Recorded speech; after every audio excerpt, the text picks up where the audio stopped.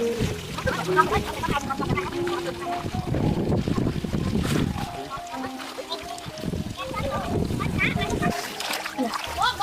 này, bắt nhanh quá. Đây này, chín luôn. Rồi, rồi.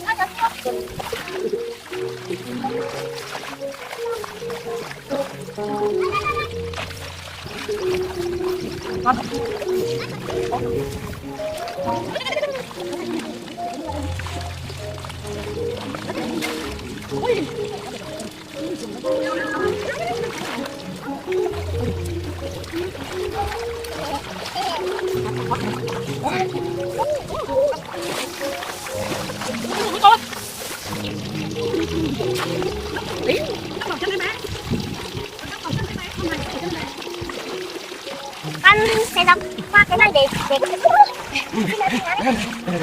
Đây con này đúng vào đây. Con đâu rồi?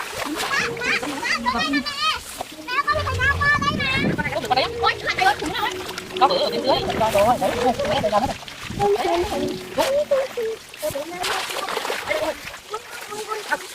Con nữa rồi, đã bắt được một con nữa là con này.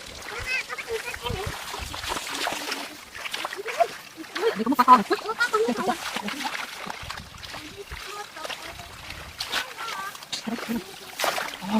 Đã được.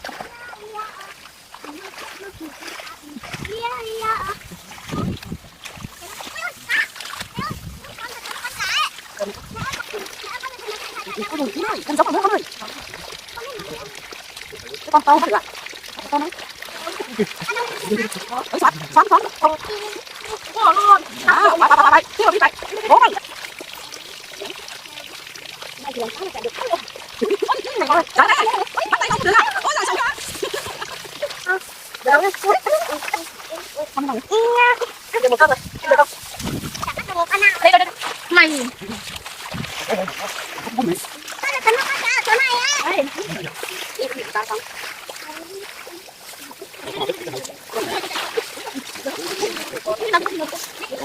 Bánh lại. Hai con. Năm cái kim hả nhất. Con người chim tao cứ mất thử rồi.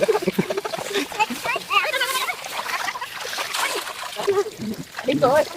Con chạy rồi. Chạy ra luôn. Con nhìn thấy rồi. Ôi, con không. Nó bay đi vào chỗ này á. Nó sao thì nó được. À, nó bay sao sao đấy đi. Cái gì nữa cắn.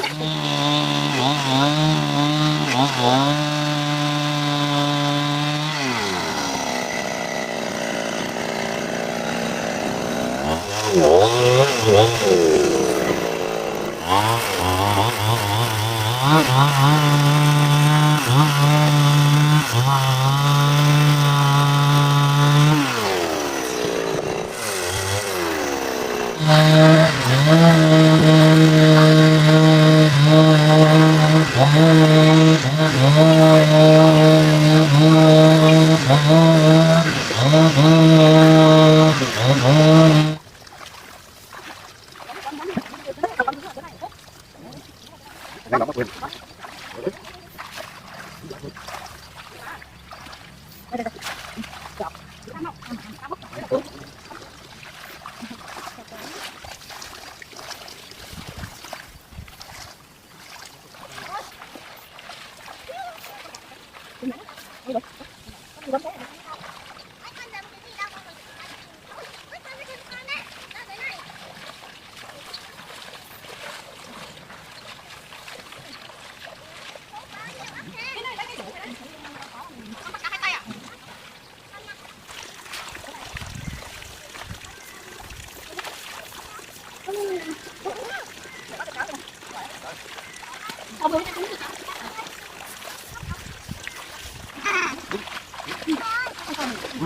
Được em ơi rồi. Được lấy. Kéo lên qua mình sợ lắm.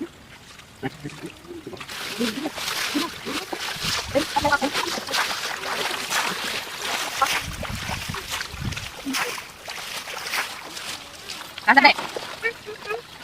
To một con, to lắm. Hai con được 1 cân rồi.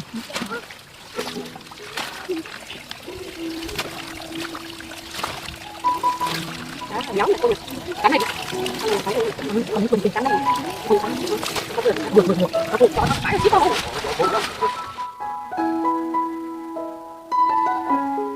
cái hàng đơn còn khai hàng nhà đúng hơn đây đặt bị cắt cái mũi tì là cái kỹ năng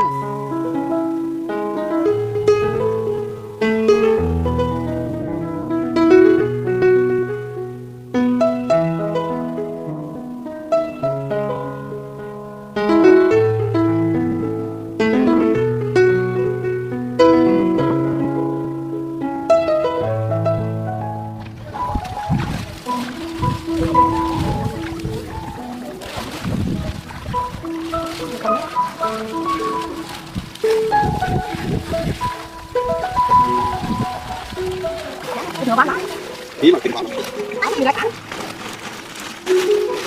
nó con này con này nhá nó phải là to cả đấy nó là nhiều có bao nhiêu ký đấy con này cầm đôi đắt cũng lại con này cái này cái nhà cho mà cái ở cho mày làm thế này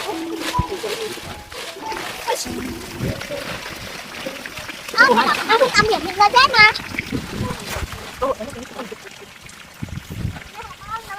ai cho tao xin đấy đây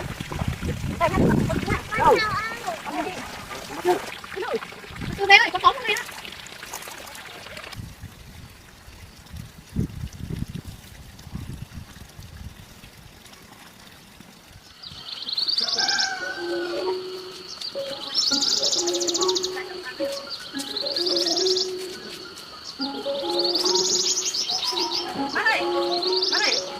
các cháu ngồi nhờ ở đây bán một tí nhá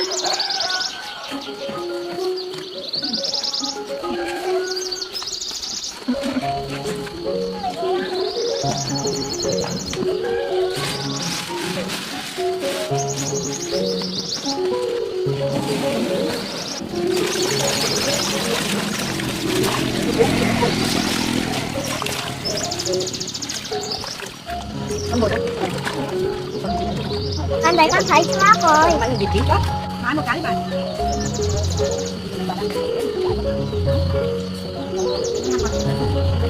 ai thành tắm như này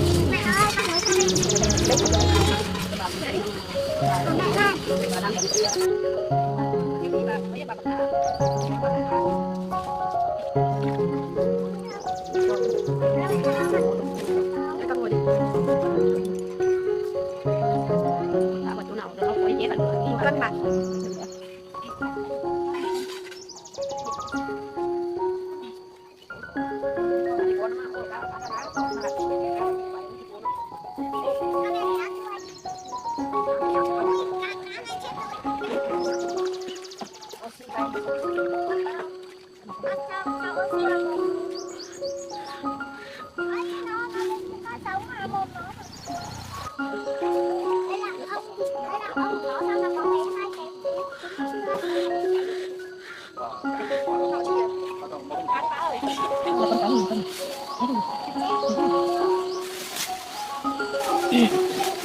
cá không? Cá gì đen? Cái được là bao nhiêu cân? Đây tôi chỉ cái này. Để ăn con.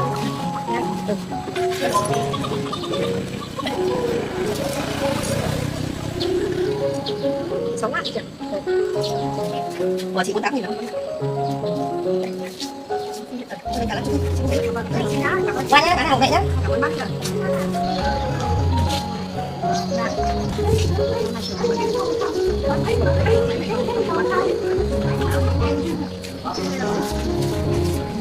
anh mua tiền cái đấy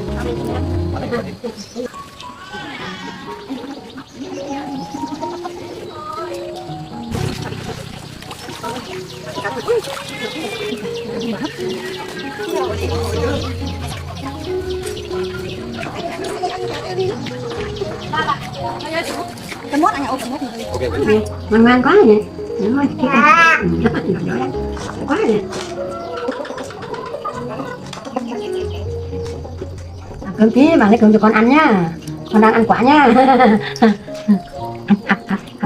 Này lúc nào cũng ăn nữa đấy ngon quá nhỉ, ngon quá rồi ngon à. Là bà làm này là ăn cơm đó nữa Làm cơm cho con ăn lo nữa.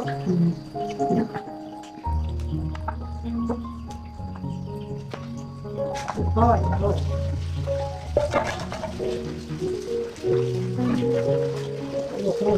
Con ăn rồi nè.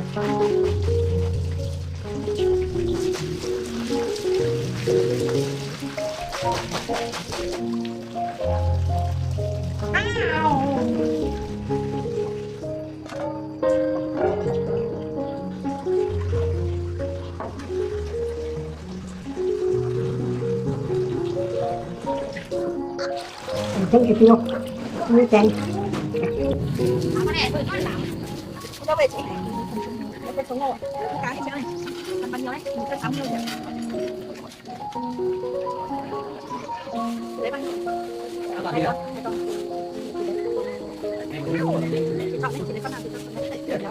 To cơ. Đây của em Châu con to cơ.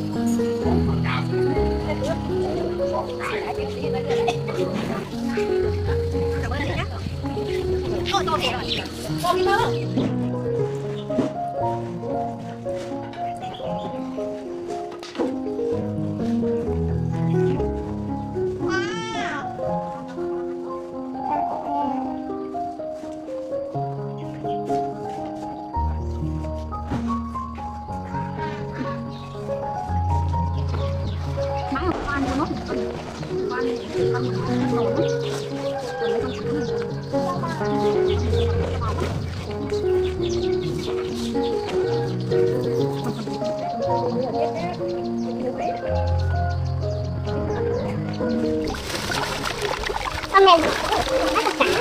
Thì sao con bắt được con ngầm? Bắt được. Được rồi. Thôi để em chỉ cho em vào cho mình nữa chưa? Ba lại bắt con. Mày nhìn đi. Anh biết nên bắt con được con. Ba ơi. Ôi.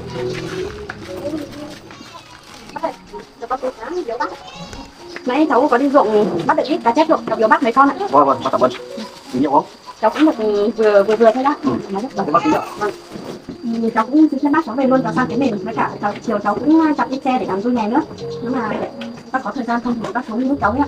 Rồi, nếu chiều bắt xuống một. Vâng, thế bác cho cháu gửi chính đấy chính này ở đây nhé. Vâng, cháu đi làm đi, cho hai đứa ở đây với bắt đi. Vâng, thì cháu về trước ạ.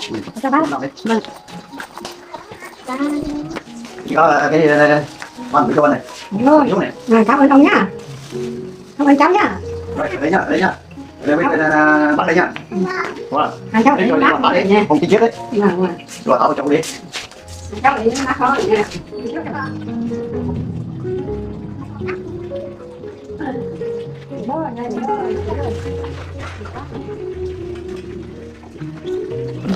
Ít thôi. Ai lấy cho tôi. Ai cho tôi bác. Đấy. Đấy. Nghe ra sao nè. Còn trong này đi. Đó, lấy hổ vào nấu cơm nhá. Tốt, nhớ rồi.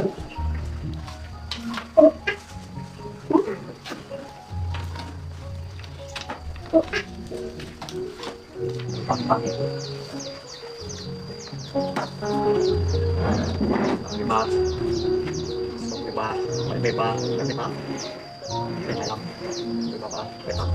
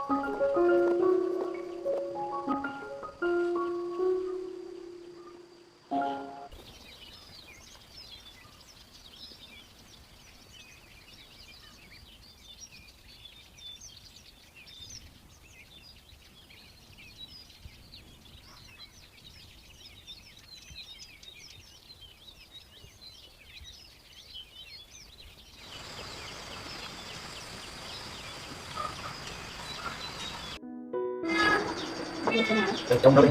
Vâng, có xin lắm. Chúng ta nước ăn, nước đi. Đây nước em. Được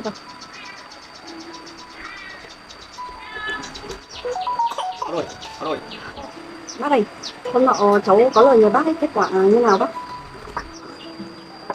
Bác hôm nọ cũng đi họp chứng minh thì bác cũng đề xuất với các hội viên về điều kiện của gia đình của ba mẹ con cháu, thì gặp khó khăn thì đề xuất thì mọi người cũng nhất trí thôi. Tôi sẽ cử đội chứng minh này với anh em dân quân này, đội giáo viên nữa cùng phối hợp về hộ gia đình cháu. Vâng, được thế thì cháu cũng cảm ơn bác. Với cả cảm ơn đảng và chính quyền địa phương cũng quan tâm đến gia đình, giúp đỡ gia đình cháu ạ. Được thế thì tốt quá bác ạ.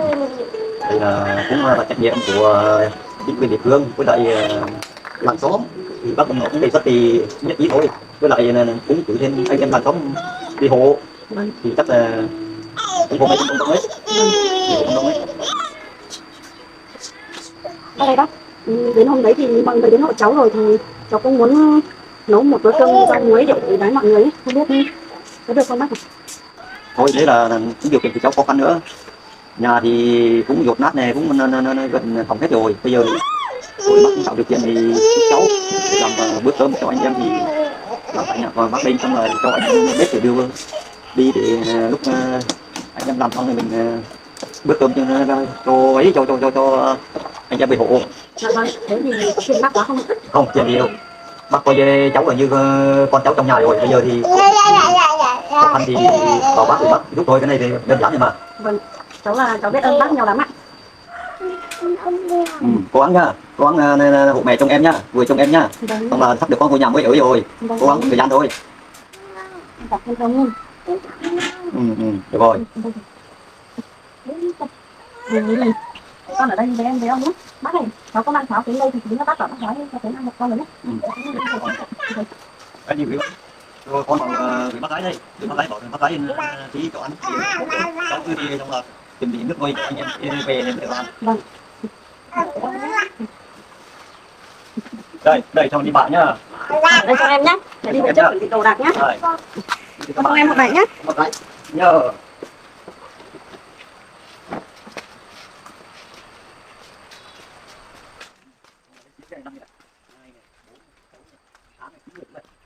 Mình ôi ôi ôi chỗ nhận định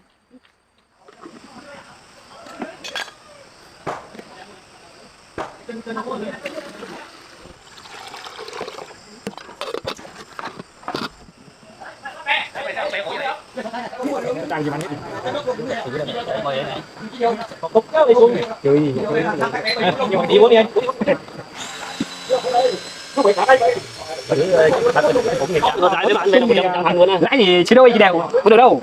Người đi 6 giờ mới biết lại rồi này. Bố em cái này đấy ai khác đúng không? Nước đi. Cho mình. Mỗi một năm là đến thu là lọc cái tôi khẩu được bắt đầu cắm không hiện clip bây giờ cái này. mấy tuổi Không biết gì cái này. Tôi ở đây mới biết. thằng lúc mà bây giờ nào dối dối dối dối dối ui là dối dối dối dối dối dối ui là dối dối dối dối trong gối dối dối núi là dối dối dối dối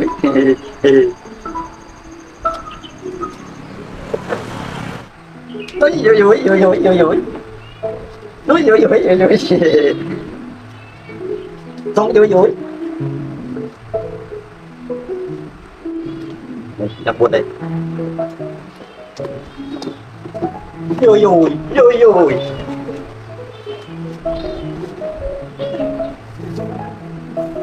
xong là đi đâu nhá họ đi làm Huế chưa đấy Bó nó không cháu nè.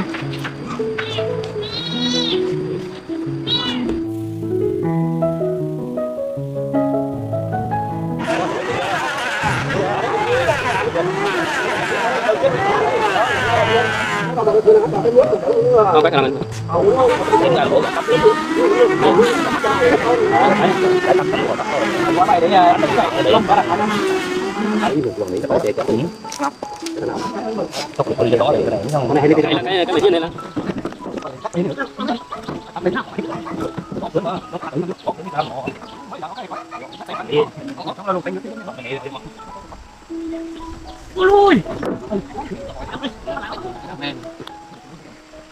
bây giờ đi bây giờ không phải cái con người đấy thôi thôi cái gì vậy tao phải phải muốn phải ta không phải đã đây còn có nhà bên ăn nước mà nó lấy các bạn đấy phải có cái rồi ủa ông đóng số bự đá đó muốn chơi nó có đây nó có cái còn đấy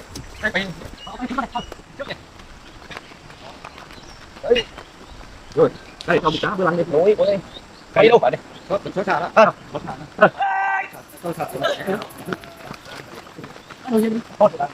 đây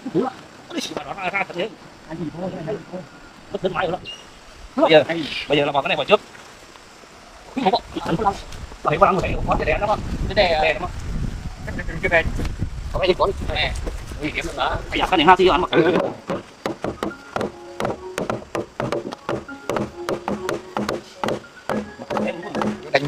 nó tố bá biển Bắn hả? Ở đây không? ông biết đây không cái bắn được cái này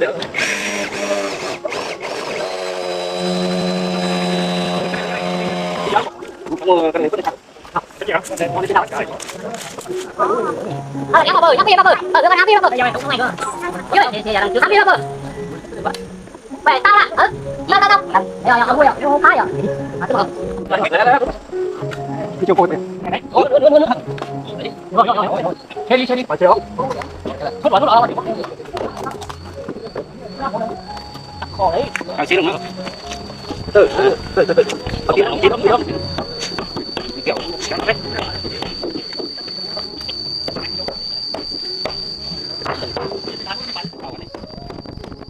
đi cuối màu nhưng mà sao đấy chị nhau đó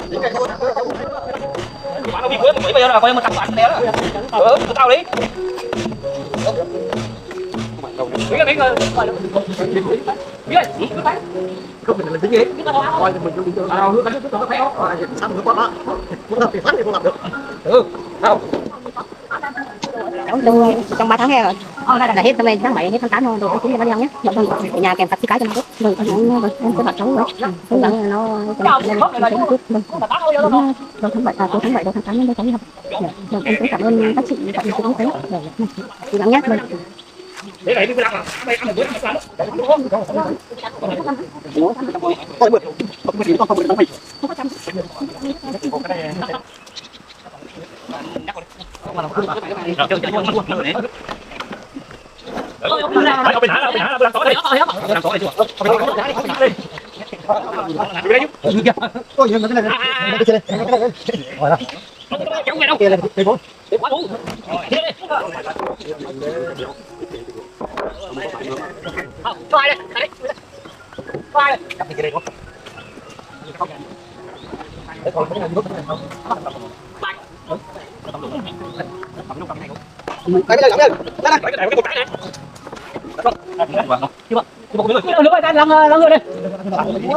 Cái mà lý là táo rồi.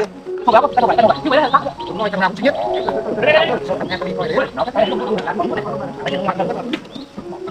Xếp một cái heo nhưng mà coi thế để làm cái quay lật vào đây quay lật qua đây đấy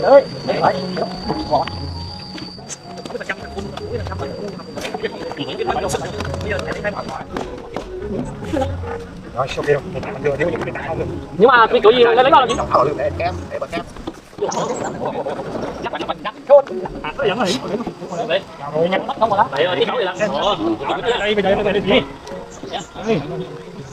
tức là thiếu ô thôi cái đó chỗ cầm mự nào thôi mà tôi tìm cái bé đâu cái bé đâu tại vì anh thuốc này chị thuốc kỹ mà cơ ôi rồi cái cứ khối này giờ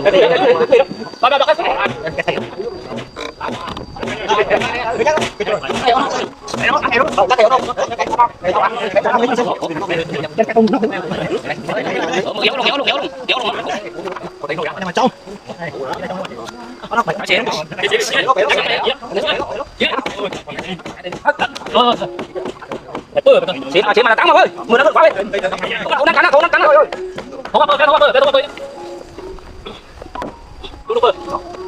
bơ hắc quá cái này ăn luôn đấy phải đâu quay cũng phải luôn ông bơ luôn đó cái canh đâu phải mà cứng theo luôn đi buông cái không hiểu để xây cứng phải không đi luôn mà phải chứ không chứ thôi cái này luôn anh ăn cái kéo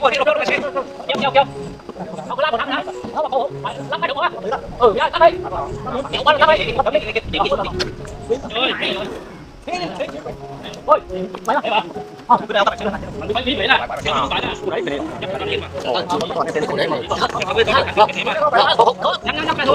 này nó có vướng gì đâu đây đang buộc đây ám ảnh của nó anh cho mình hành của mình đi ám ảnh cầm luôn mấy heo không quay đó cái đấy không anh mấy người mà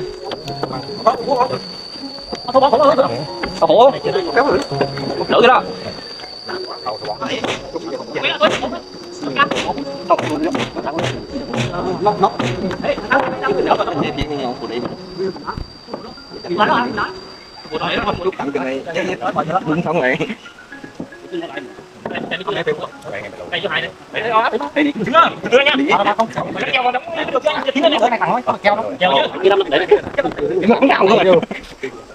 mình khóc có cảnh này mà tóc trái phải luôn cái ông thằng có thả tới mấy kẻ rồi ăn vào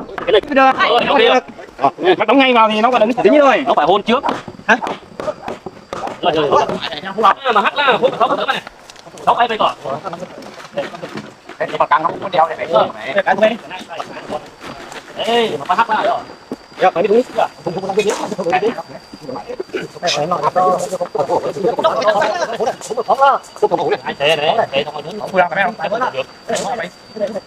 đúng rồi bên này nó mưa chết mấy tấm dòng đưa đến kia luôn cái này cái vuông là của ông qua gần cái này không phải để cho còn mở nè bảo viên là không biết tới đâu dưới rồi em nó buộc rồi nhưng mà mày tao hút cái này đó mà cầm nốt đi cái này đó cái bị trong đó đấy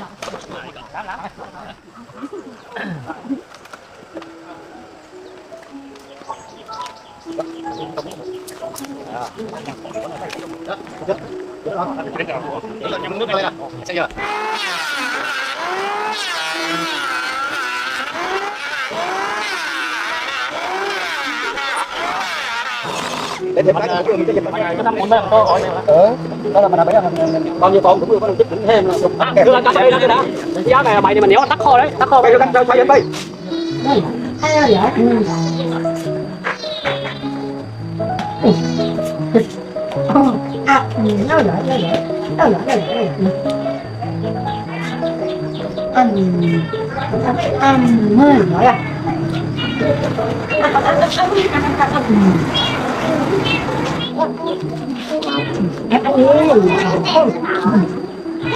cái nhanh thế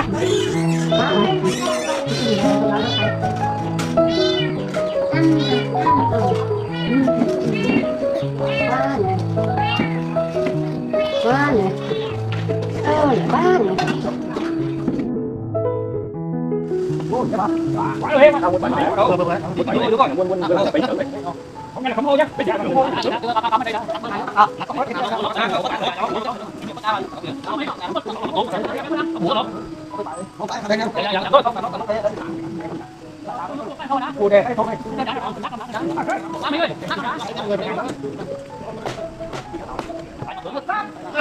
Nào, mẹ đi xa lòng ở đó.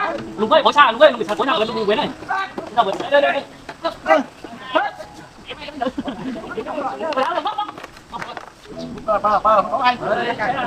Cầm phấn ông ẩm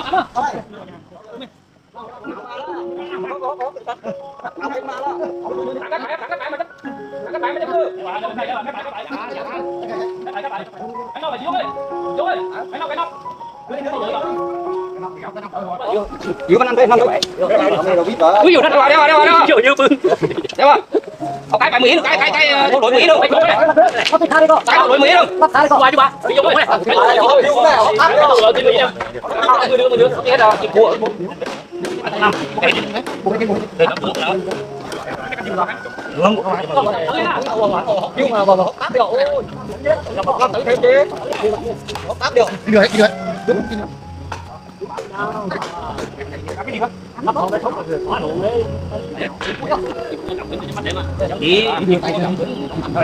Chị đưa tay được em. Đây đó.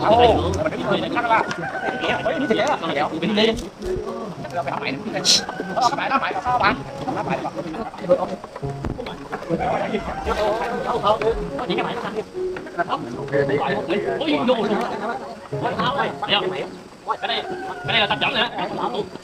Ê, giống là nhắc cái thôi. Nó cứ đưa cứ mười mà hai anh như này hơn. Không ăn thắm quá khiến. Mấy mấy khoảng này. Bay trong quá. Mấy áo mặc cứng thôi. Thép ổ mày mày mắc. Thép nhắc ở hơn à. Chắc hả nó thép à. Chưa đâu, chưa đâu. Cái này, vậy nha mà. Không dễ ti lại cái tủ bội, không dễ ti ti bội đây là cái gì của nó mình trộn nó chắc có bơi chắc mà nó mình cũng quả à. Cũng quả hả mấy đó. Đây đầu đi. Cho bạn đâu. Đâu phải đây đâu. Nhắc ở đến chân núi. Đây đâu, cái phải mới. Cái phải ở đây bội. Cái phải có cái phải hầm bên kia đâu phải.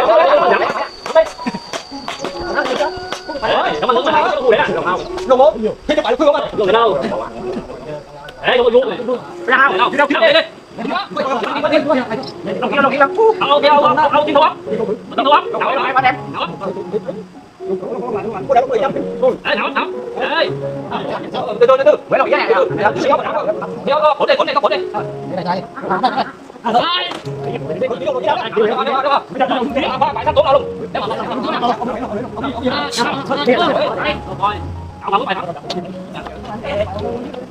Cái này cái nhỏ anh cầm anh. Cái gì đó.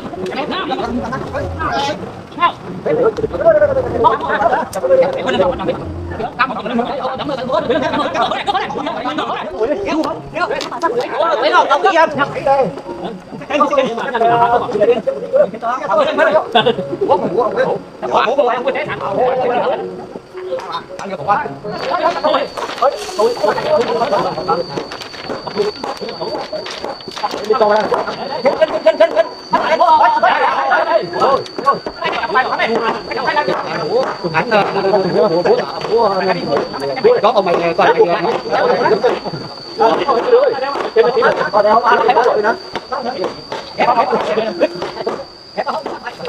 mày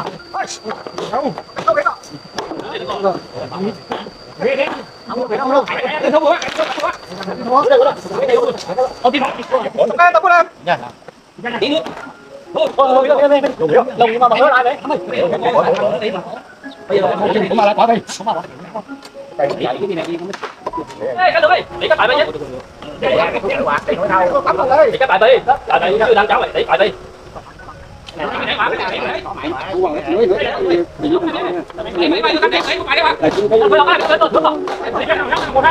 Để cái này không, cái kia được rồi.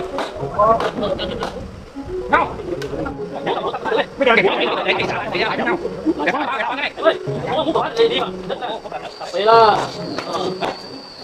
giờ bảy chưa?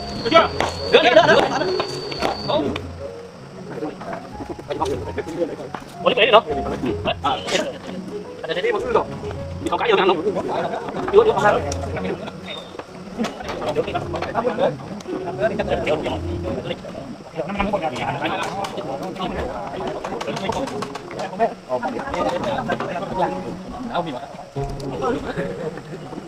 Đi nó khôn quá. Cái tụi nó té đều chứ là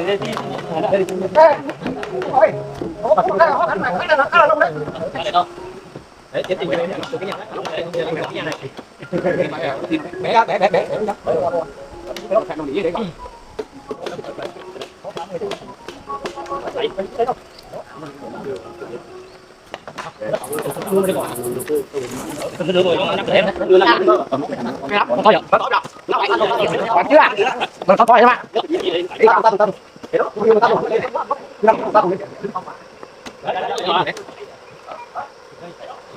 đi tiệc trang có những này thằng kia này còn mấy thằng này mà đi tự ăn ngoan đó đấy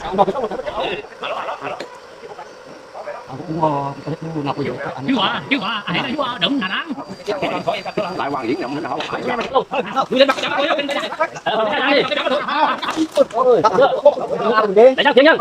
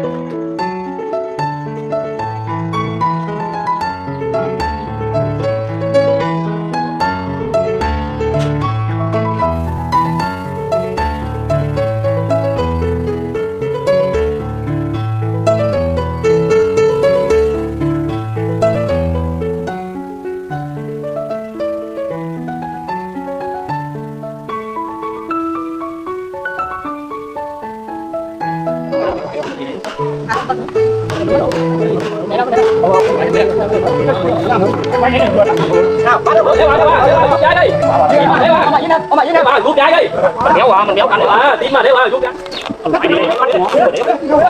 cô bà đi nào đi em cơ đó mà cầm chìa phu hả cái phu hả thử đi cầm cái này cầm chìa phu bây giờ có hiểu à cái phu mà cầm chìa phu à đúng rồi khen đó luôn rồi khen nè đây mà bố dạy bố bắt bố cái thầy này trên ra bố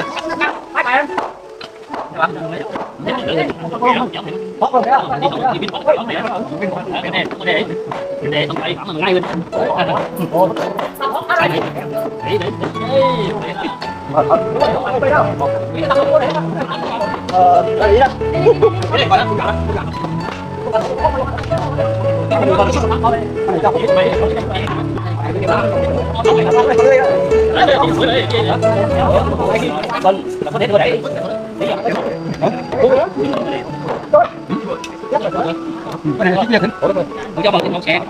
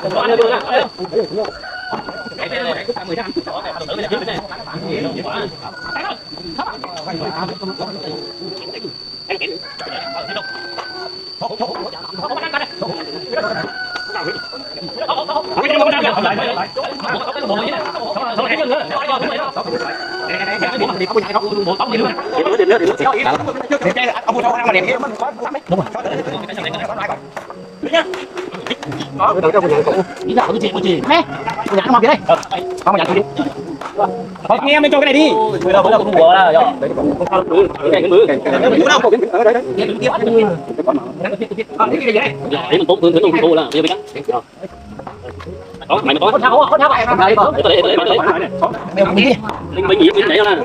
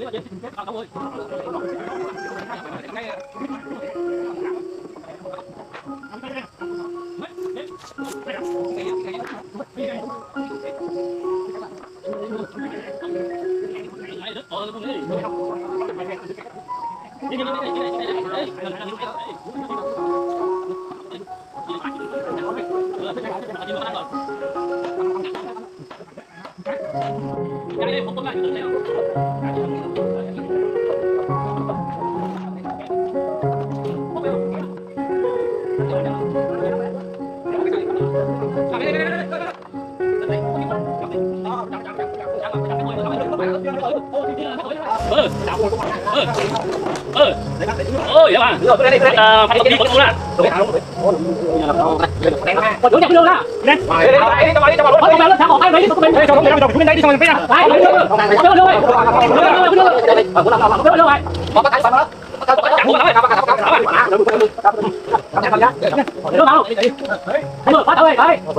ông quên không chưa cứ đây đâu cái chặn đi cứ quan ký vào trong nguyễn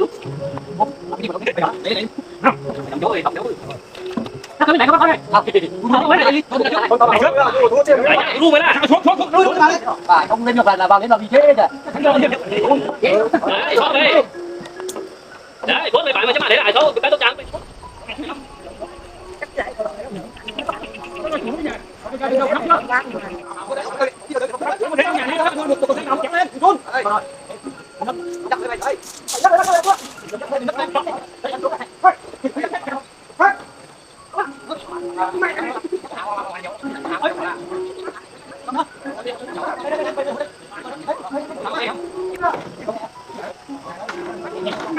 anh như nó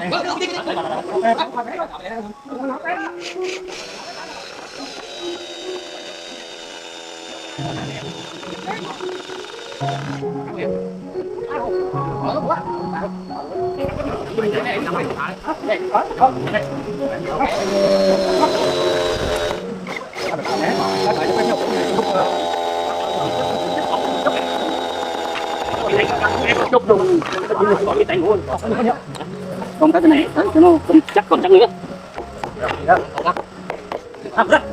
bây giờ cái nào vậy cái này hôm nay thời tiết thay đổi thất thường con nhỉ. Con đi cẩn thận vào nhé.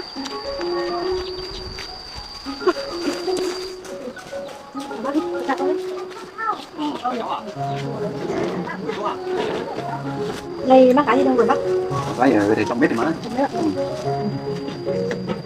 Bác này, hôm nọ thì cháu cũng hỏi bác cái chỗ đã tản lần trước bác nói với cháu bác ở chỗ nào thì bác chỉ cho cháu để cháu chuyển góp tiền. Được rồi, cái này không nọ này cũng cắt rồi chứ. Thôi được rồi, tí bắt sắp dắt cháu chưa đi ấy, đi đấy. Vâng. Đi đấy xuống để mà mai kia khi nào dùng thì mình cứ cho dùng luôn. Vâng. Cháu mới học sữa. Vâng, con Sữa đây. Sữa cháu này. Nhá. Sữa cháu. Cháu dùng tiền sữa. Bác cái con đấy bạn. Rồi không biết cháu. Con tự tiền. Cái này đấy, ở đây với bác cái. Đấy, đưa vào bác anh mặc bếp đâu. Vâng, bác Đưa cho bác anh. Đưa đi bác anh nhá. quần áo thì Đây có đây ạ. Vâng. với bạn nhé. Đi xuống này làm việc trước nhé. Cái này nó vào đi. Bác. Đi trong vào đi. Vào đây bác. Đi xuống này làm việc nhé. Cái con gửi đi này cho đây. Không là mà trông cho cái con đấy. Cái con đấy. Cháu đây. Là ông đi chỉ đặt ảnh không? Bác chỉ đặt ảnh nhá. Đấy nhá, đấy cho bạn nhá. Thôi đứa bạn đây. Luôn.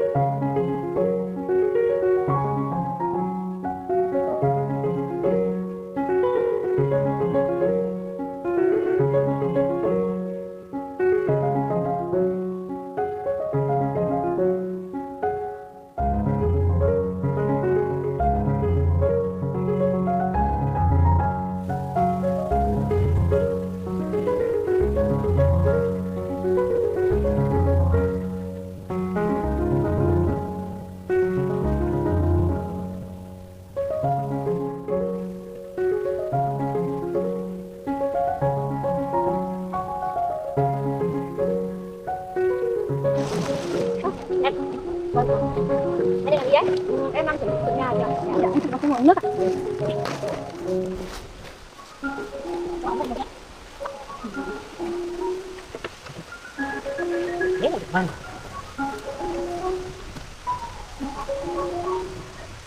Người cán bộ uống nước à? Tôi là ở bên quân đội thì có nghe nói là gia đình đang thuộc diện chính sách khó khăn thì muốn hỏi gia đình xem có gì để bên tôi có thể giúp đỡ gia đình mình không? Vâng, em cảm ơn cán bộ. Nhà em thì cũng đang chuẩn bị làm nhà nên là cũng cần cán bộ giúp đỡ. Được sự phân công của nhà trường, cô giáo đến ủng hộ xem gia đình em Châu như hoàn cảnh như nào để các cô giáo về hộ giúp đỡ. Xem gia đình có cần người không? Vâng là các cô giáo ủng hộ. Vâng, được thế thì tốt quá. Gia đình cũng cảm ơn Đảng và Nhà nước với cả các cán bộ đã giúp đỡ gia đình. Được Đảng và Nhà nước quân đội phân công tôi xuống đây tôi cũng sẽ nhiệt tình giúp đỡ gia đình. Vâng, em cũng cảm ơn Đảng và chính quyền, cũng cảm ơn cán bộ đã phân công cán bộ xuống đây để giúp đỡ gia đình ạ.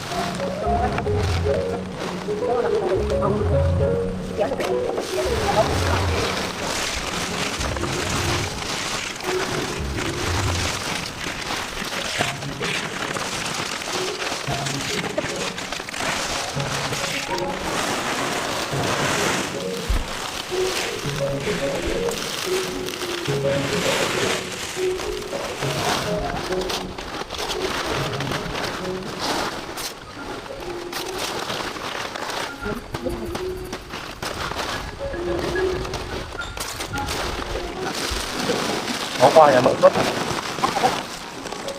Đấy. Học giống không nhỉ? Chứ này. Không chạy đâu. Ngoài thôi chứ.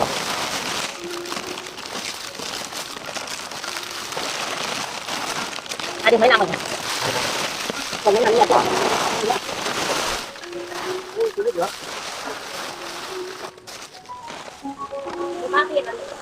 Tiền.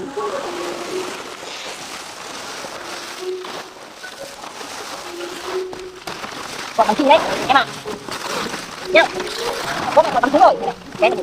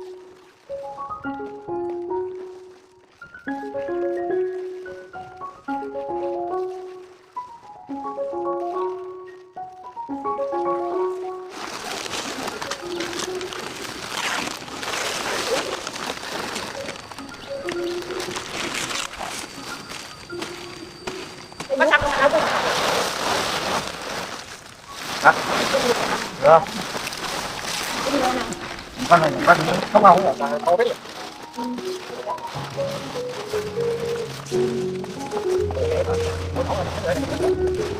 Đâu đi tắm rồi.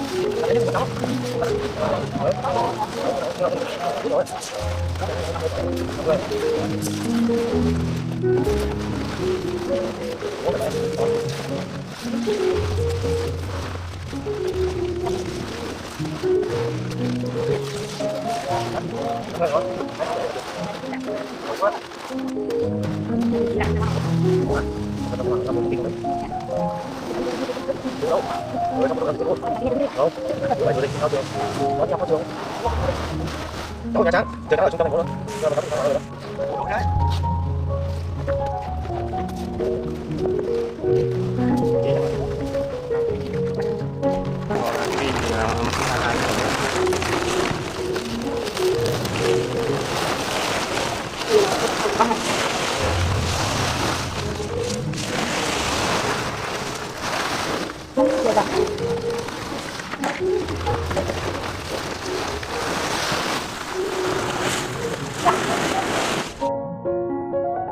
Em cảm ơn chị với cả hai anh cán bộ nhé.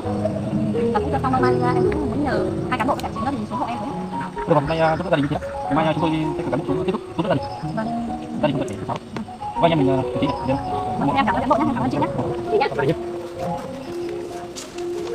Cảm ơn điện thoại Trắng ơi. Rồi rồi. Cảm ơn điện thoại Trắng ơi.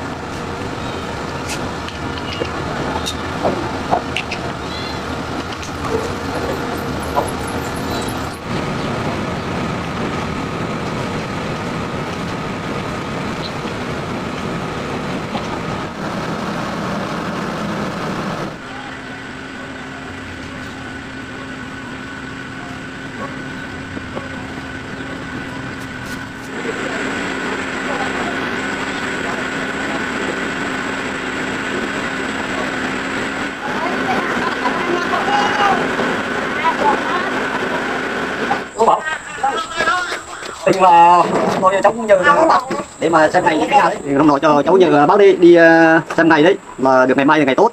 Vâng. Thế là ngày mai thì dựng được. Vâng, cháu cũng cảm ơn bác. Bác ơi, cháu cũng muốn nấu một bữa cơm cho các anh em hộ ấy. Nên là chỗ ở của cháu ở dưới kia thì ở trên đấy thì không được thuận tiện cho lắm. Cháu muốn nhờ bác ở trên này nấu hộ cháu bữa cơm để cho các bác ạ. Là bữa cơm thì đơn giản mà, cho anh em đi hộ thì mình thì nấu bữa cơm với lại anh em có lên ăn. Vâng. Bữa cơm. Vâng. Tập trung ở đây cũng được mà, đây nhà rộng thoải mái. Còn quên cái này nhá. Không bác nhờ thôn bản này với lại đoàn dân quân này, giáo viên này, người ta ngày mai là có đoàn tình nguyện để người ta một phần nó tình nguyện về hộ. Thì cháu cũng mai về thì anh em về cũng cảm ơn người ta. Vâng, được thế thì tốt quá bác ạ. Thế này con cháu cũng tâm sự nhờ bác ạ. Cháu cũng cảm ơn bác ạ. Tôi cũng mọi người này con cháu xin phép đi về ạ. Đừng về. Về mai đây, mai sớm nhá. Anh em về hộ đấy. Vâng, cháu về sớm để chuẩn bị để mai các bác cũng hộ cháu ạ.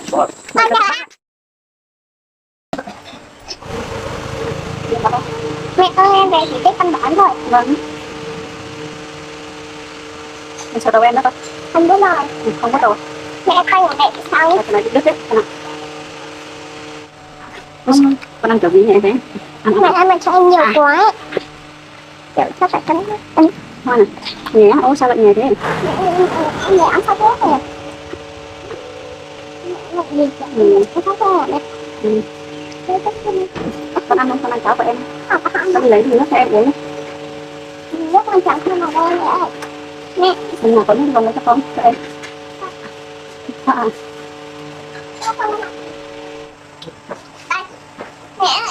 Con đây đây. Vâng. Em khăn nước. Nào, cho đi ăn nha. Con sang ăn mẹ. Mình cố gắng con nhé. Mẹ con mình sắp có nhà mới để ở rồi. Con cố gắng cùng em giúp mẹ nhé. Em đi kiểu gì đấy không? Em bé thích đi. Con thích ra nhà mới. Vâng. Cảm ơn. Rửa mặt không? Không.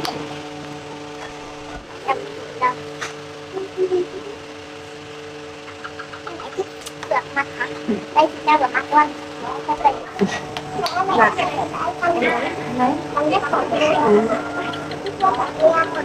Tao thích các em ăn cốt em nhé. Cười. Nó cười nè. Đây trên chân em cười nè.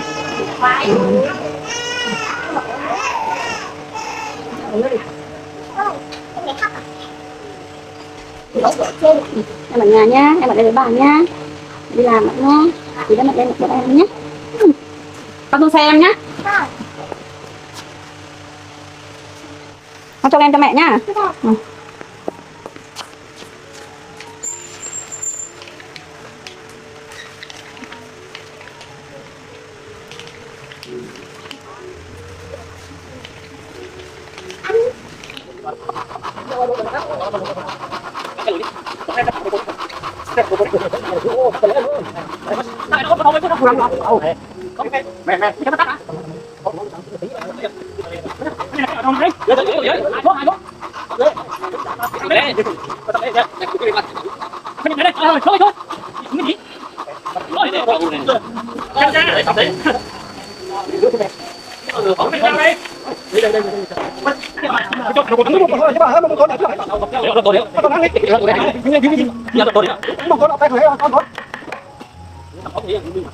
Không có nhà là tặng nhà cái này tốt rồi cái này ngon đấy. Không đâu cái này được cái gì? Mẹ con nó kém không? Giờ mà không có lỗ gì nào? Không có lỗ đâu, cái này nó có một cái lỗ nhưng mà giờ nó còn đang này nữa. Không cái này không được này nữa. Mà không có lỗ là cái này chắn đi. Cái này bây giờ đục ra tầm 5 cân nhá. 5 cân nào chắn chắn. Còn lên ra đục đi. Thế bây giờ, học điêu đầu tay giúp đấy. Rồi á. Thì các bạn bị lỗ thu không? Đi các bạn bị lỗ thu không? Phải quý ha. Phải quý đây, Simon. Em có đâu mà.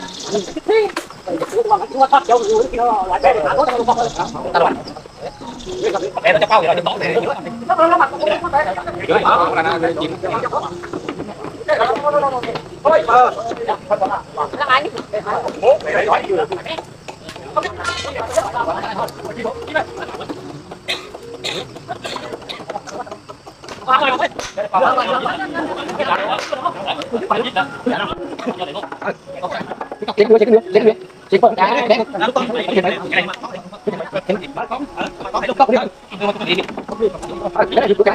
Một hai ba để ra.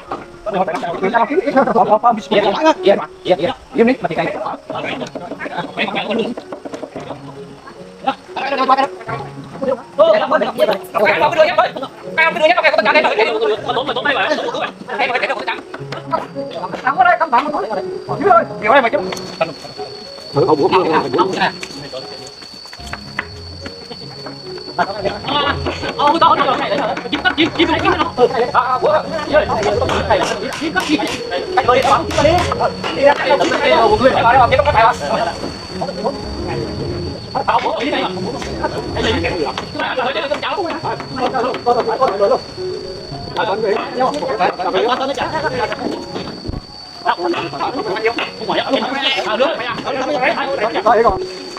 Cái nào rồi?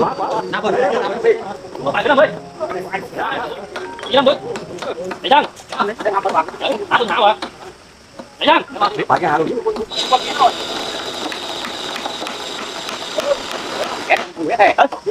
Không phải đá. Đi đi. Không phải đá, phải. Nó không ha. Bao lớn. Để vào ra để vào cái đá hai người.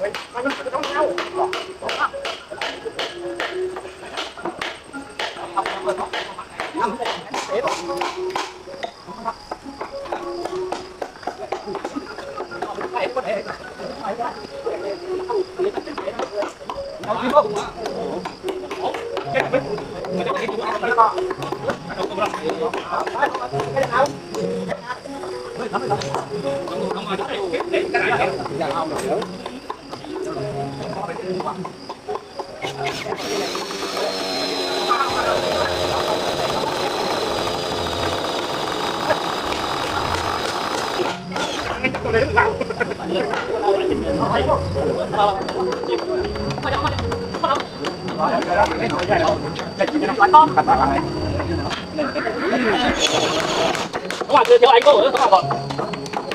Đấy, anh theo. Đấy, các bạn đưa theo anh cô. Này có bạn.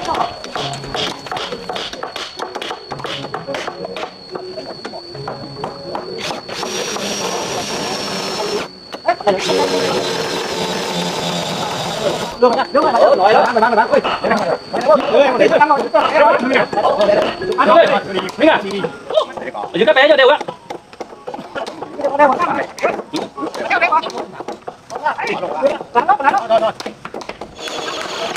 bạn đưa theo anh cô nữa các bạn. Đấy, anh theo. Đấy, các bạn đưa theo anh cô. Này có bạn. Đi đâu?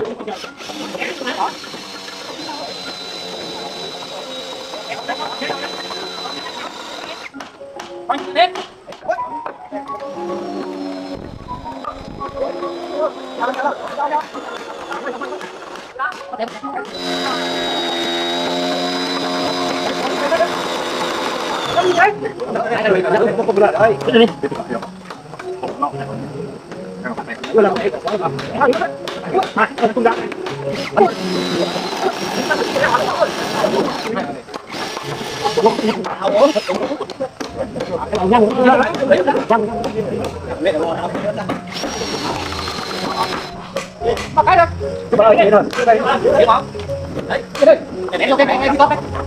Vậy là mới là nãy mình vẫn bị vậy mà.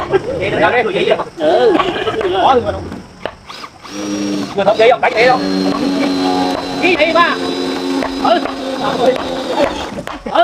Tất cả chúng ta hỗ trợ đó. Có mình tay đi. Con lấy vào, con này, con lấy vào thì lấy vào. Tốt cao có thông vậy này, lấy vào cánh mà.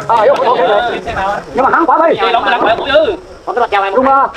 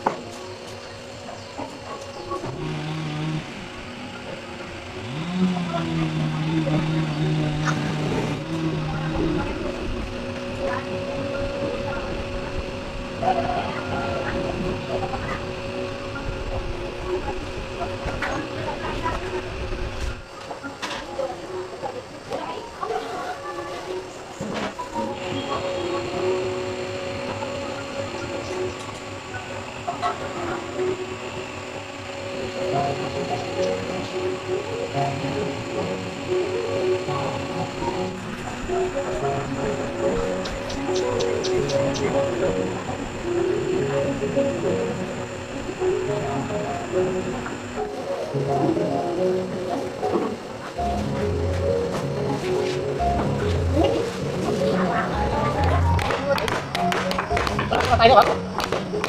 Tay đây. Tay đây.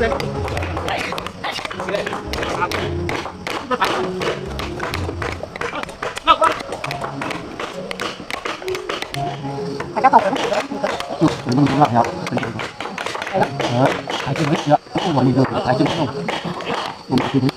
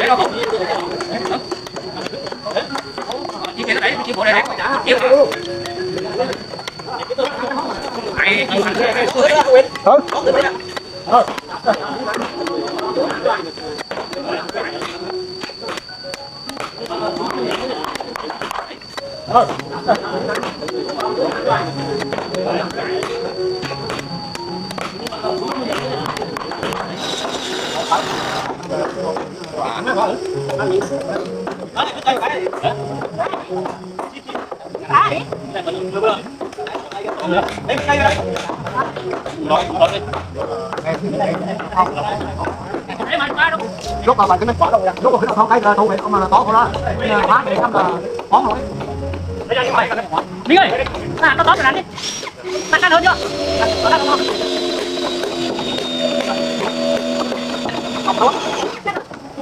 ngáo bao keo chín không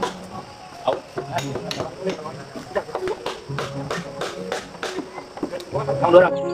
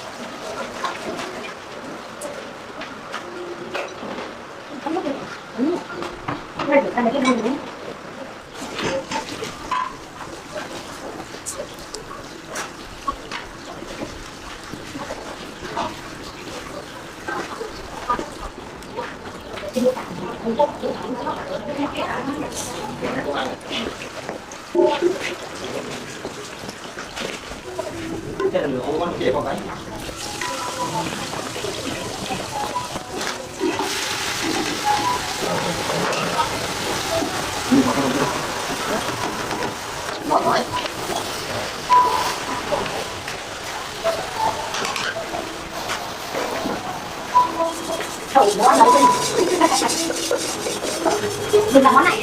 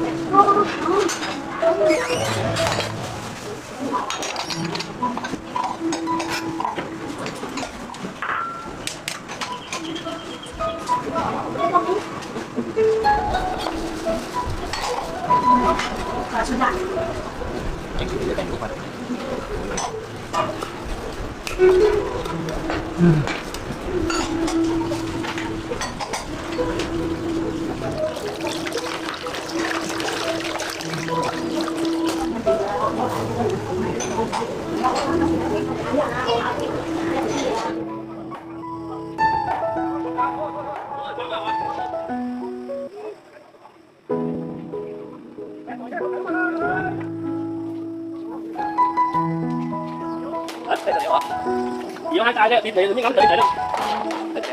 Hai. Tập có gì đúng chưa? Tập vào.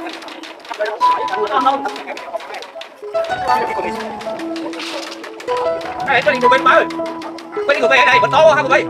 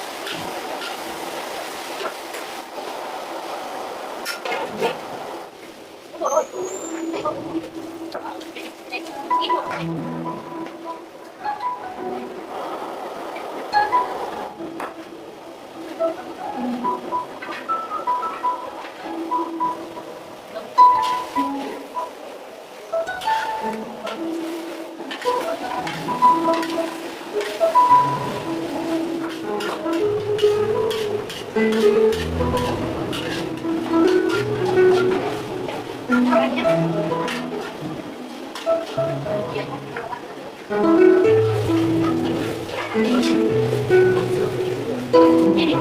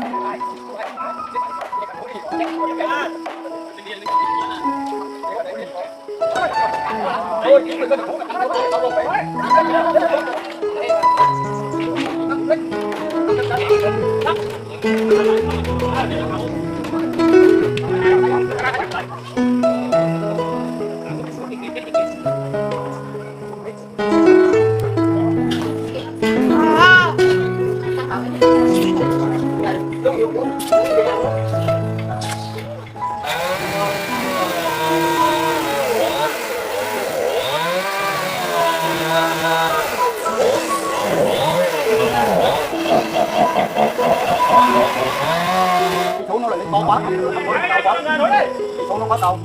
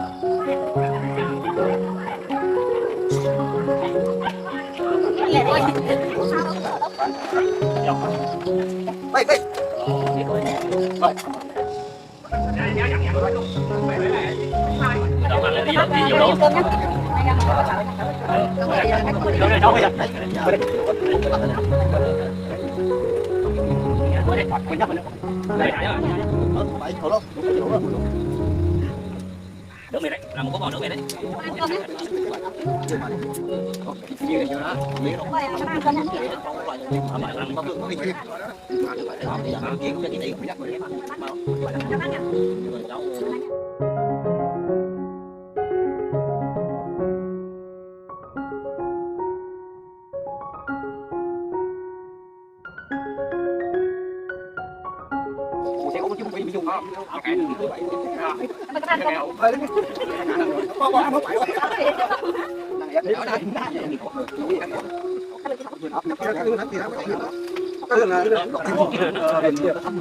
có 80 cân mà.